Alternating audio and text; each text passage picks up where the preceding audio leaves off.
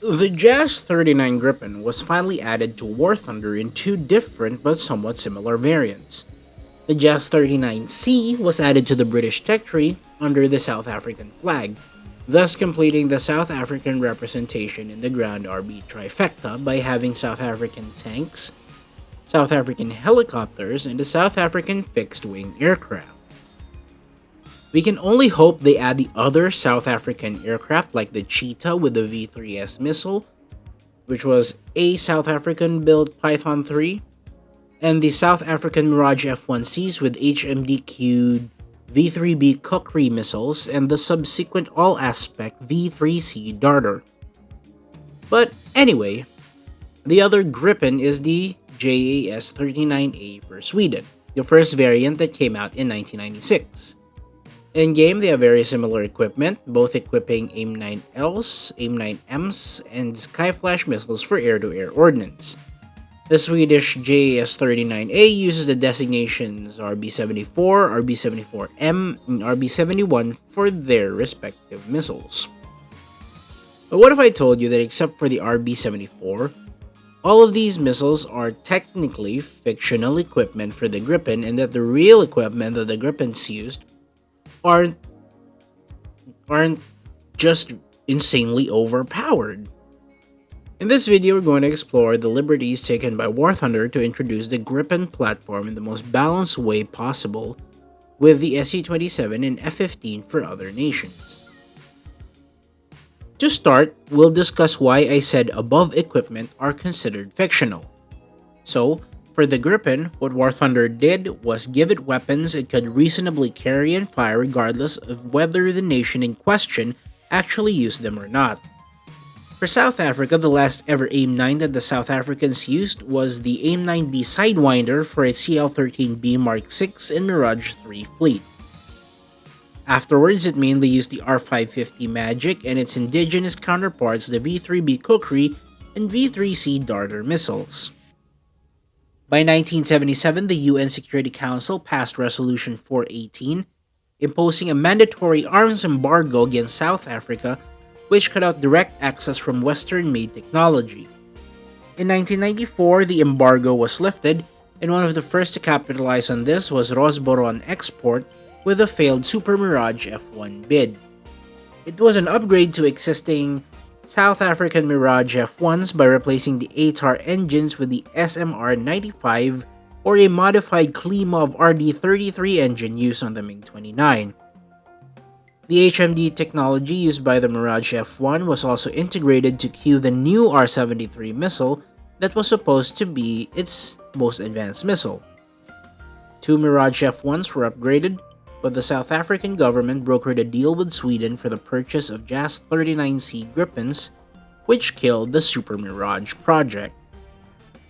By the time the JAS 39C Gripens were delivered to South Africa in 2008, it initially had no air-to-air armament other than its cannons. The existing R-Darter that was fitted on the Atlas Cheetah was not selected for use due to the costs of upgrading it to integrate on the Gripen platform. The V3EA Darter program that began in 1995 faced funding difficulties, and it wouldn't be until 2006 that the Brazilian government would participate financially and technically in the project.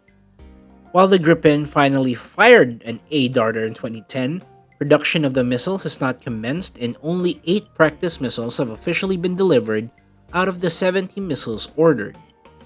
As an interim, the South African government completed a deal with Germany for the purchase of Iris-T missiles for the Gripen in 2009 until such time that the A-Darter enters production.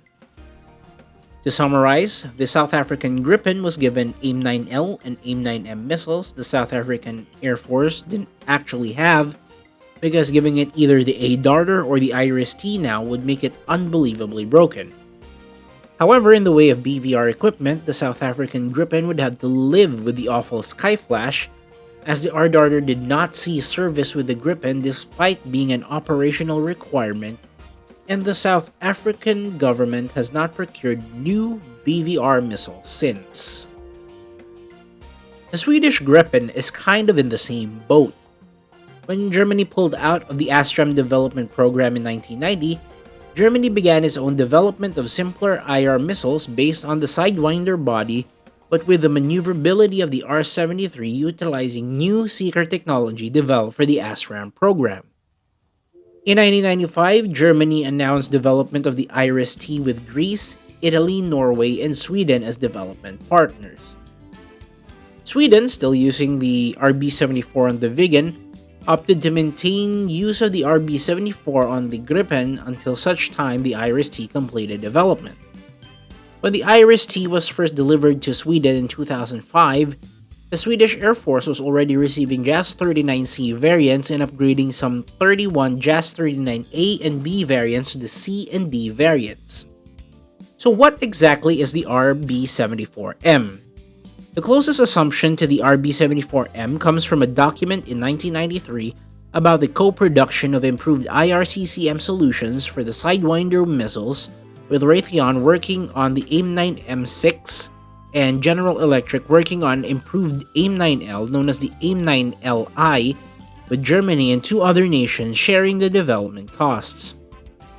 It goes on to say that the US refused sale of the AIM-9M to Sweden, forcing Sweden to go to Germany and request the AIM-9LI, which presumably would have been the RB-74M if ever the AIM-9LI entered service with Germany, which it didn't.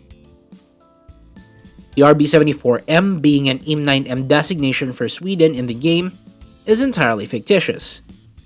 I think if they're going for NATO interoperability, they should just keep the AIM-9M name to cut out all the speculation when it comes to what actually the RB-74M is. In the realm of BVR, the Swedish Air Force was using the RB-99 or the AIM-120 on the JE-37D Viggen, as well as the JAS-39A and 39C Gripen variants. The Swedish Air Force would continue use of this missile type until 2016, when the MBDA Meteor entered service in the Swedish Air Force as the RB-101. So what do I think is going to happen? I think the JAS-39A for Sweden will be the mainstay for now, and we'll get the RB-98 IRIS-T and RB-99 AMRAAM when the time comes. However, I think War Thunder will save the RB-101 Meteor for the JAS-39C for Sweden. The South African JAS-39C, though, will probably get the IRIS-T and a Darter, but that's about it, unless the South African government suddenly procures a BVR missile for the JAS-39C so it can get buffed in War Thunder. The Swedish JAS-39C would probably, and most likely, come with the ESTL countermeasures package that includes a missile approach warning system. So as a summary, the Gripen getting AIM-9Ms for both nations is nothing but a mercy from War Thunder. If you can actually believe that. Instead of adding the IRIS-T right away, they just gave it missiles it could conceivably carry and fire, regardless of whether such nation actually had it in service or not. And with the state of the Gripen at the moment, it's not like it's suffering in any way at that battle rating. It'll most likely stay the same until the addition of the AMRAAM, when the update finally arrives that gives everyone the AMRAAM or the R-77. I don't claim to know when that will be, but that's what I think. Thanks for watching. This is the Dr. MD. Godspeed.